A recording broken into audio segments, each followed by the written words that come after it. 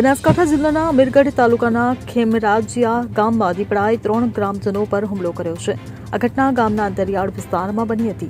દીપડો સીધો ગ્રામજનોના ઘર સુધી પહોંચ્યો હતો અને ત્યાં હુમલો કર્યો હતો.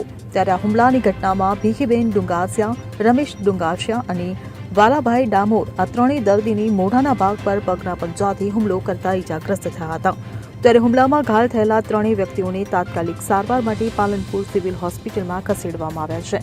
વન વિભાગના અધિકારીઓને ઘટનાની જાણ કરવામાં આવી છે. આ વિસ્તારમાં છેલ્લા કેટલાક સમયથી દીપડાના હુમલાની ઘટનાઓ વધી રહી છે, જેના કારણે સ્થાનિક રહીશોમાં ભયનો માહોલ ફેલાયો છે. Bureau report CN24 news. હવે જુઓ દેશ દુનિયાની તમામ ખબરો તમારી આંગળીના ટેરવે. ઉઠાવો મોબાઈલ અને Google Play Store પરથી ડાઉનલોડ કરો અમારી CN24 ન્યૂઝ મોબાઈલ એપ.